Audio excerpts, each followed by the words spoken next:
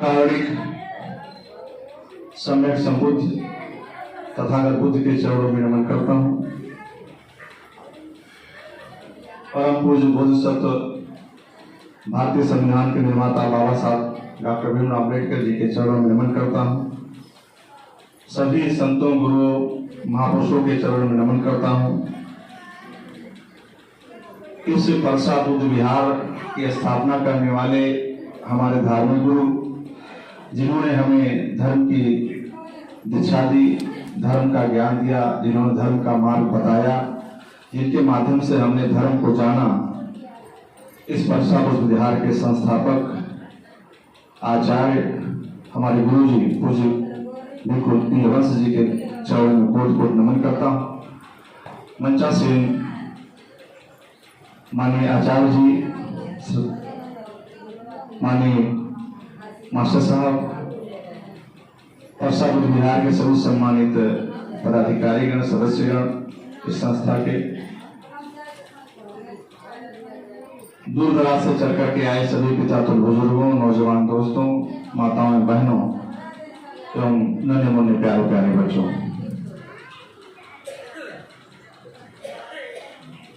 सबसे पहले तो मैं धन्यवाद देना चाहता हूं इस परसा बुद्ध विहार के वर्तमान अध्यक्ष आदरणीय विशंबरनाथ एडवोकेट साहब को, इस बात के लिए कि उन्होंने मुझे आज इस कार्यक्रम के लिए चीफ गेस्ट बनाया।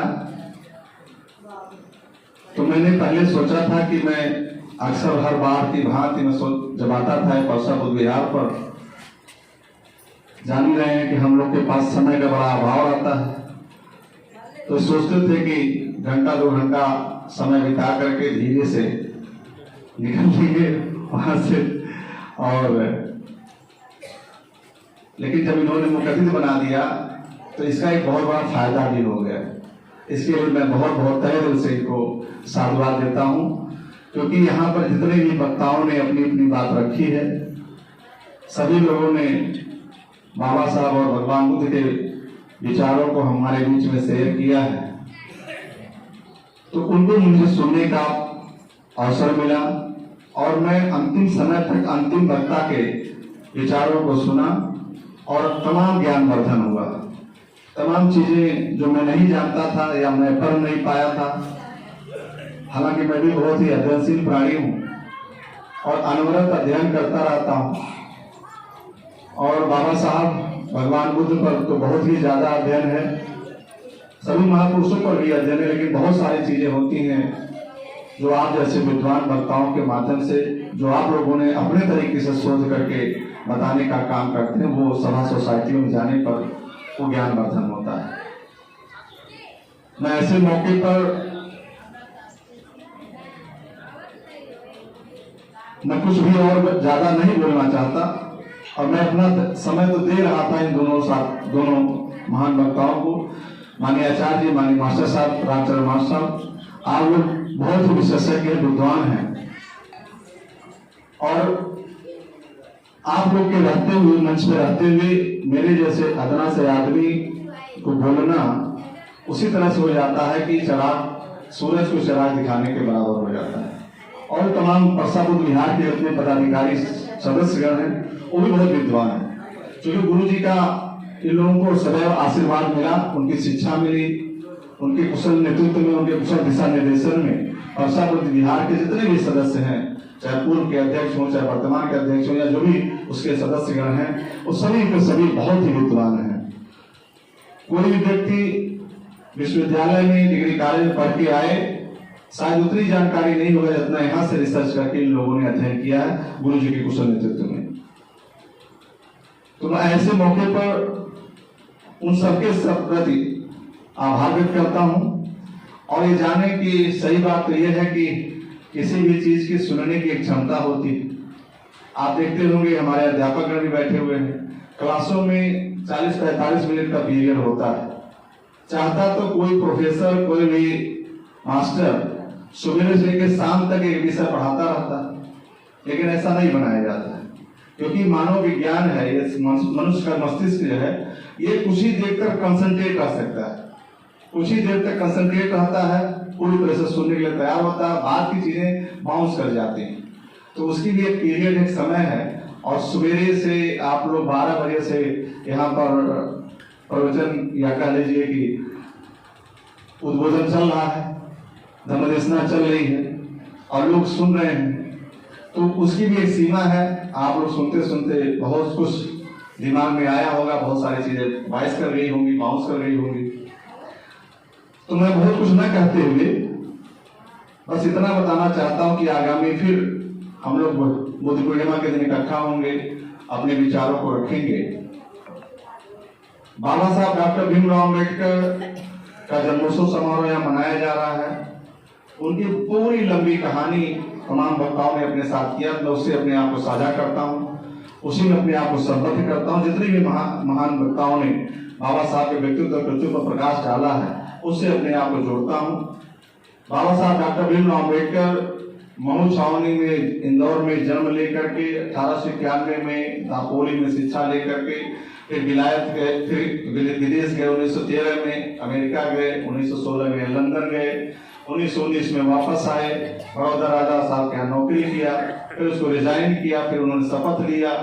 उसके बाद 1919 में फिर से बाबा साहब जर्मनी गए पढ़ने के लिए, इंग्लैंड भी गए और जर्मनी भी गए, फिर लौट के आते हैं और महाड़ के 14 तालाब में किसी ने जिक्र किया।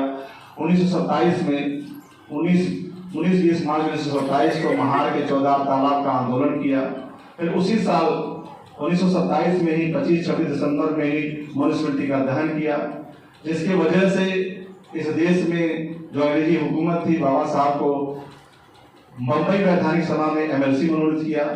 23 अक्टूबर 1928 को बाबा साहब ने सभा में, उस बम्बई वैधानिक सभा में बहुत जबरदस्त ढंग से ब्रिटिश हुकूमत को ललकारने का काम किया, लानत भेजा और ये कहा कि 150 वर्षों तक आपकी हुकूमत रहने के बाद अगर यहाँ के तमाम बहुसंख्यक समाज के लोगों की दयनीय स्थिति नहीं सुधरी है तो ऐसी सरकार को हम लानत भेजते हैं और ऐसी सरकार को भारत में एक भी सेकंड रहने का नैतिक अधिकार नहीं है, उसे यहाँ से भारत को छोड़कर चला जाना चाहिए। उसके बाद उनके इस भाषण के बाद लॉर्ड लिथियन कमेटी आई 1928 में, उसने अपना रिपोर्ट दिया। फिर उसका साइमन कमीशन आया, उसने अपना रिपोर्ट 1932 में दिया। 1930, 31, 32 में गोल में सम्मेलन बुलाया गया। फिर 1935 में बाबा साहब का फिर कमल अवार्ड घोषित हुआ उनके दबाव में। और उसके बाद फिर बाकी सारी चीजें आने के बाद बाबा साहब फिर 1946 में संविधान निर्मात्री सभा के सदस्य बने, ड्राफ्टिंग कमेटी के चेयरमैन बने और फिर 26 नवंबर 1949 को बाबा साहब ने 2 साल 11 महीना 18 दिन में दुनिया का सर्वोत्तम संविधान लिख करके देने का काम किया। और 1950 में 2 महीने बाद 26 नवंबर 1949 को भारतीय संविधान लिख कर तैयार हो गया। सारे सदस्य लोग जो थे उस पर दस्तखत कर दिए, जिसके सभापति डॉक्टर राजेंद्र प्रसाद जी थे, ड्राफ्टिंग कमेटी के चेयरमैन बाबा साहब थे। 15 समितियां और बनाई गई थी, जिसमें 13 समितियों के चेयरमैन सरदार वल्लभ भाई पटेल थे, 1 समिति के चेयरमैन बाबा साहब थे, 3 समिति के चेयरमैन जवाहरलाल नेहरू जी थे। कुल मिलाकर 17 कमेटियां बनाई गई थी। उसके बाद बाबा साहब 1950 में भारत का संविधान लागू करवाते हैं और 1950 से लेकर 2025 से 75 साल हो गया देश को आजाद हुए, भारत का संविधान लागू हुए और हमारी जो परिवर्तन होना चाहिए था, जितना हमें विकास करना चाहिए था, निश्चित रूप से उतना हम जो अपेक्षा करते थे, जो बाबा साहब ने सपना देखा था, उस अपेक्षा के उतना विकास हमारा नहीं हुआ। तो निश्चित रूप से इसके पीछे कारण आगे सभी वक्ताओं ने इस पर हल्का हल्का अपना मोटिवेशन किया है, अपना विचार व्यक्त किया है। बस उसकी बात यह है कि सिर्फ एक कमी रह जाती है कि भारत देश में जो बाबा साहब और तमाम महापुरुषों ने समाज सुधार का काम किया, उनके अनुसार, उनके विचारधारा के अनुसार की कोई सरकार भारत में नहीं आई। अगर उनके अनुसार, बाबा साहब विचारधारा के अनुसार या महापुरुषों के अनुसार की विचारधारा के कोई शासक आई होता, कोई शासन हुआ होता, इस देश का प्रधानमंत्री बना होता, देश की गवर्नमेंट बनी होती, तो बाबा साहब डॉक्टर भीमराव अम्बेडकर के संविधान को पूर्ण रूप से लागू कर दिया गया होता। और अगर बाबा साहब का संविधान पूर्ण रूप से लागू कर दिया गया होता तो आज 75 साल बाद यहाँ के जो मूल निवासी हैं, जो 6743 जाति में बटा हुआ समाज है, इसका जीवन स्तर बहुत उच्च कोटि का हो गया होता, बहुत कुछ परिवर्तन हो गया होता। तो इस नाते ऐसे मौके पर जब बाबा साहब का जन्मोत्सव समारोह मना रहे हैं और भगवान बुद्ध तथा बुद्ध के विचारों के से हम अद्भुत है, इतनी बड़ी शिक्षा का केंद्र है, इतना बड़ा ऊर्जा का केंद्र है, मैं बार बार यहाँ सीखने के लिए ही आता हूँ। मैं बार बार जब भी यहाँ आता हूँ सिर्फ यहाँ इतना ऊर्जावान धरती है, इतना ऊर्जा यहाँ से मिलती है हमको। हम केवल सीखने के लिए आने का काम करते हैं। कभी हमको मेरी ये चेष्टा नहीं होती कि मैं यहाँ किसी तरह का उद्बोधन करूँ, भाषण करूँ या आप लोगों को बताऊं, क्योंकि यहाँ सभी लोग मुझसे वरिष्ठ हैं, सभी लोग मुझसे ज्यादा ज्ञाता हैं, सभी लोग मर्मज्ञ हैं, सभी लोग विद्वान हैं। मैं उनसे सीखने का काम करता हूँ। और जब यहाँ से बाहर जाता हूँ तो जिले के कोने कोने में, प्रदेश के कोने कोने में, देश के कोने कोने में जाकर के जो यहाँ से मैं सीखता हूँ उसको दूसरे लोगों को बताने का काम करता हूँ। तो मैं सिर्फ यहाँ सीखने के लिए आता हूँ, बोलने के लिए नहीं आता हूँ। इस नाते ऐसे मौके पर सिर्फ इतना हम कहना चाहेंगे कि हम लोग बाबा साहब की विचारधारा को अपने अंदर आत्मसात करें। हम भाषण दे देते हैं, उनकी शिक्षाओं को लोगों को बता देते हैं, नसीहत दे देते हैं, उपदेश दे देते हैं, लेकिन उसको अपने ऊपर लागू नहीं करते हैं। तमाम लोगों को ऐसे हमने देखा है कि जब माइक मिलेगा और बड़ा बड़ा भाषण देंगे, लेकिन जब उनके घर जाइए, जब उनके यहाँ कोई संस्कार होता है तो विपरीत स्थिति पाई जाती है। तो कहने का मतलब कथनी और करने में अंतर नहीं होना चाहिए, बल्कि बोलने में कम विश्वास रखना चाहिए, करने में ज्यादा विश्वास रखना चाहिए, करके दिखाना चाहिए, ताकि समाज में प्रेरणा बने, समाज में जागृति आए। और इन चीजों को अपने अंदर आत्मसात करना चाहिए कि हमें बोल करके ज्यादा नहीं बल्कि कर करके उसको दिखाना है। अगर जैसा भगवान बुद्ध ने कहा अतिथि को, अगर हम अकेले हर व्यक्ति ये सोच ले अतिथि को भव की बात भावना के तहत अगर उसके अंदर खुद के विचार आ जाएं तो सारा समाज सुधरने का काम होगा। तो ऐसे मौके पर मैं ज्यादा समय नहीं लेना चाहता, पूरा का पूरा समय हमने सुना है और जाना है, और ऐसे समय पर बहुत ज्यादा कुछ बोलने की जरूरत नहीं है। बस सिर्फ इतना ही है कि हम शपथ लेके जाएं कि जो महापुरुषों की विचारधारा है, जो भगवान बुद्ध की दिया हुआ धम्म है, जो बाबा साहब को बताया हुआ मार्ग है, इस मार्ग पर चलेंगे, समाज को आगे ले जाएंगे, बच्चों को पढ़ाएंगे, और समाज को जितना भी हमारा समय है, जितना हमारे पास समय बचा है, जितना हमारे पास ऊर्जा है, हमारे अपने परिवार के साथ साथ अपने सगे संबंधियों के साथ साथ समाज का भला करने का काम करेंगे। ऐसा शपथ लेके जाने का काम करेंगे। मुझे कल मड़वा नगर में एक घटना में 1 सेकंड में उसको बताना चाहूंगा। कल मड़वा नगर में हम लोग बाबा साहब की जयंती के अवसर पर उपलब्ध थे, मौके पर थे, वहां पर हम लोग भी बैठे हुए थे। हम लोग का उद्बोधन हुआ, उसके बाद नाट्य संस्कृति जो संचालित जत्था के साथी थे, मऊ से आए हुए थे, उन लोगों ने अपना नाट्य प्रस्तुत किया। उसमें एक घटना का जिक्र करते हुए उन्होंने बहुत ही बढ़िया रंगमंच पे बहुत ही बेहतरीन तरीके से उसका प्रदर्शन किया। माता रमाबाई के जीवन का काल की बात है। जब हम लोग बाबा साहब की बात करते हैं तो कहीं न कहीं हम लोग माता रमाबाई के योगदान को, उनके त्याग को और उनके बलिदान को हम लोग भूल जाते हैं, उनको कमतर आंक देते हैं। लेकिन बाबा साहब ने स्वयं भी ये बात कहा था अपने मुखारबिंदु से कि मैं जो कुछ भी हूँ या जहाँ तक मैं पहुँचा हूँ, इसमें माता रमाबाई का उन्होंने कहा है कि रमा जी, माता रमाबाई, हम लोग माता रमाबाई कहते हैं, उनकी माता रमाबाई के बारे में कहा कि इनका योगदान उतना बराबर का है। अगर मैं कहीं बड़ा विद्वान पढ़ने लिखने में गया, पढ़े लिख के बड़ा डिग्री हासिल किया तो रमाबाई का उसमें योगदान है। अगर मैं समाज सेवा किया तो रमाबाई का योगदान है। अगर हमने समाज के लिए लड़ाई लड़ने का काम किया तो रमाबाई का योगदान है। तमाम चीजों पर उन्होंने अपने बच्चों की कुर्बानी दिया। माता रमाबाई किस तरीके से उनके कदम से कदम मिलाकर उनका सहयोग करने का काम किया, इसका एक छोटा सा उदाहरण कल मड़वा नगर में हुआ। और वहां की स्थिति ये बनी कि वहां पर बैठे हुए चाहे जितनी माताएं बहनें थी, चाहे जितने पुरुष साथी थे या हम लोग थे, सारे के सारे लोगों के आंखों में आंसू आ गया। वो जो घटना थी, वो घटना देखने के बाद कि वो घटना इस तरह की थी, आप लोग को भी याद होगा, सब लोग पढ़े भी होंगे, जानते भी होंगे कि एक बार जब बाबा साहब विदेश से पढ़कर लौट के आए और समाज को दिशा निर्देश दे रहे थे, लोगों को लगा कि हमारे समाज का एक आदमी बहुत विद्वान है, बहुत पढ़ा लिखा हुआ है, कई डिग्री हासिल करके आया है। तो बंबई में जहाँ बाबा साहब रहते थे, वहां पर उनको सम्मानित करने का प्रोग्राम बना और रात में उनका प्रोग्राम सम्मानित करने का जब उनका जहाँ सभा लगी थी तो वहाँ सभा पर वहाँ सम्मान करने का कार्यक्रम रखा गया। यह बात माता रमाबाई की जब पता चल जाता है तो वो भी मन बनाती है कि हम भी इस कार्यक्रम में जाएंगे। तो कार्यक्रम में जाने के उन्होंने सोचा कि भाई हमारे पति का सम्मान हो जाएगा, हम ही चलकर देखेंगे कि कैसे लगता है, कैसा होता है। तो वो अपने घर पर जो उनके पास बक्सा था, उस बक्से में से कपड़ा निकालती हैं। एक ही साड़ी उनके पास थी और जो उन्होंने काफी दिनों से रखा हुआ था कि किसी उचित अवसर पर उसको पहनने का काम करेंगे।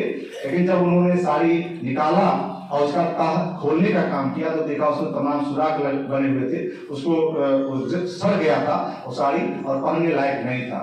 वो जैसे जैसे तह उतारते गए तैसे तैसे फटता गया, उसमें तमाम छेद आ गया, उसमें वो पहनने लेके लायक नहीं था। अब उनके सामने बड़ा संकट था कि फिर हम कैसे कार्यक्रम को देखेंगे।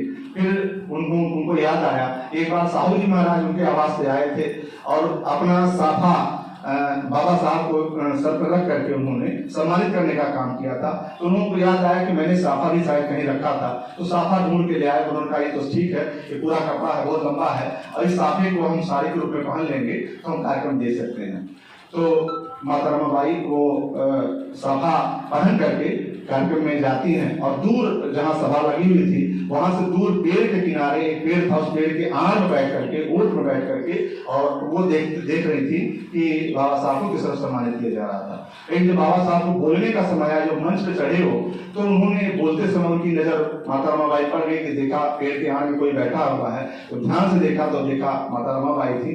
तो फिर वो मंच से उतरे और वहां तक गए और माता रमाबाई को ला करके मंच पर सबके सामने बताने का काम किया कि आज जो कुछ भी मैं हूँ वो माता रमाबाई की वजह से हूँ। तो ये चीजें इतना बेहतरीन तरीके से उन लोगों ने वहां पर प्रस्तुत किया, वो चीजें आ जाती हैं। और किस प्रकार से उन लोगों ने, उनका पूरा परिवार, माता रमाबाई, उनके सभी बच्चे किस प्रकार से कुर्बान हो गए, किस तरीके से उन्होंने योगदान दिया समाज के लिए, और किस प्रकार से बाबा साहब को आगे बढ़ाने में योगदान दिया, ये बड़ा ही मार्मिक रहा।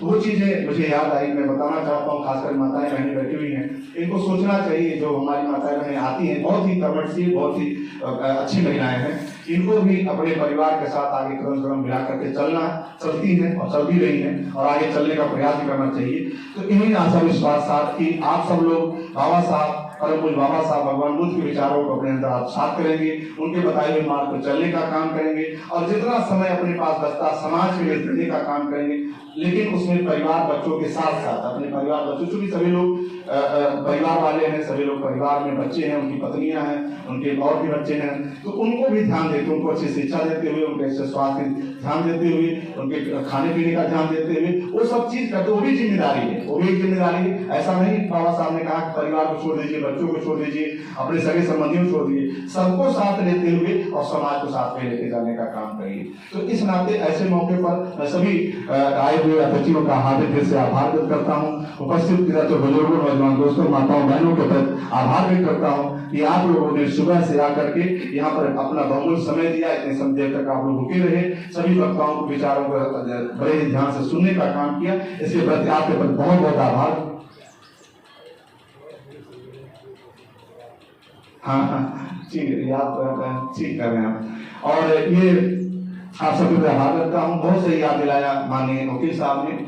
अभी 30 मार्च को आपके बस्ती जनपद में पूज्य बिल्कुल चंद्रमा थेरो जी के नेतृत्व में एक बहुत बड़ा विशाल का जो है बौद्ध धर्म महासम्मेलन हुआ, जो आजादी के इतिहास में बस्ती की धरती पर पहला ऐसा सम्मेलन हुआ, जिसकी अध्यक्षता आगे महापंडित भदंत ज्ञानेश्वर गुरु जी ने किया था।